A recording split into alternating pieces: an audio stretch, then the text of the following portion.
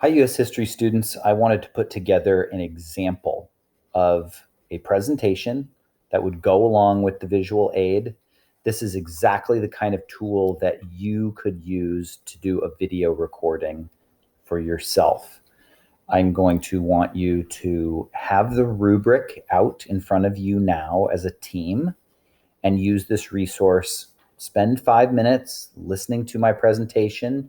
Certainly time me. I might go over. I'm only going to do this once. But I want this to be an opportunity for you to see one of the projects in action, a person presenting, and you might even get some ideas for how to frame your own research, as well as what you might feel like you want to incorporate if you end up doing a recording yourselves. So here we go. This is our SIFT project example from the partners Dowdy, Lee, and Morean.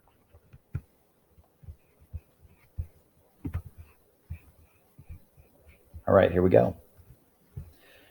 Our initial artifact that we chose to investigate as potential misinformation was a tweet from our president on Friday, October 16, 2020. Trump wrote, "Twitter shuts down entire network to slow spread of negative Biden news." He includes the hyperlink to babylonbee.com via their handle, TheBabylonBee. Wow, this has never been done in history. This includes a really bad interview last night. Why is Twitter doing this? Bringing more attention to Sleepy Joe and Big T. Apparently, he refers to himself as Big T now. Stop. So I'm going to model my whole SIFT here. Stop. To the right, it says, right, whenever on Twitter, if you're familiar with Twitter, it's got the relevant people. Donald Trump posted it. His profile's over there. At Babylon B is cited there. It says in the byline of their account that they're fake news. Their tagline is "fake news you can trust." This makes me pause and wonder that this might not be a legitimate source. So I investigate the source. What is Babylon Bee? What are they about? I noticed there's no information about Babylon Bee on the front of their page. So I scrolled down to the bottom and found their About Us link. Click here. The Babylon Bee is a satire website. It's the world's best satire site, according to them, totally inerrant in all of its truth claims. It's a joke there. Inerrant means like error-free. So they're totally inerrant in all of their truth claims. We write satire about Christian stuff, political stuff, and everyday life. So here are a couple different relevant images that we folded into this presentation to drive home our point. Investigate the source. So it does look like Trump retweeted a satirical article, but it's not clear whether he knew it or not. Never very clear with him if he's in on the joke. So we then investigated the story itself. We found, as according to Fox News, that Trump shared a satirical article about Twitter shutting down to slow the spread of bad Biden news. So it's our responsibility then to find better coverage. I'll move my picture for y'all. So this whole story was confusing to us. Is there a real story out there about Hunter Biden, and was it stopped by Twitter or Facebook? Did Twitter break in order to slow the spread of the story? My worldview and bias is at play here. And so to acknowledge that, I will likely blame Trump and question whether or not he understood he was actually sharing satire or whether he was in on the joke. I might blame Twitter, given the current political environment. In order to break out of my bias, I've got to challenge and investigate both of those questions. All right, so I want to find better coverage. An NPR article points to several, quote, red flags about the New York Post story that supports Twitter and Facebook's claims that Biden's story needs to be fact-checked. This could be election distraction.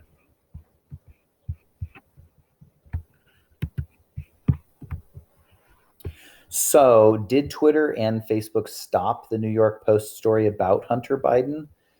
Fox News reporting Facebook and Twitter reducing distribution of this New York Post Hunter Biden story. Based on this Fox News article from October 14, it does look like Twitter and Facebook did block a story about Hunter Biden. Their claim is that it was due to a, quote, hacked materials policy, and the story needs to be fact-checked before it's distributed. So we are confirming that some part of this is true, that Twitter and Facebook did interrupt the spread of this story about Hunter Biden. It's complicated, though. We're seeing that Trump was not necessarily informed by an actual news site about this, but a satire news site. Did Twitter intentionally break to stop the Biden story? Twitter working again after nationwide outage impacts users. Twitter users across the US reported an outage on the social media service that lasted for approximately 2 hours last week, Thursday, October 15. So, our conclusion. Trump retweeted the Babylon Bee, a satirical news site. Fact, the president is forwarding fake news. We could not determine if that was intentional or not. Twitter did slow down on October 15th. Fact, conspiracy theories grew around the timing of Twitter's shutdown, intentional or unintentional. It's hard to say.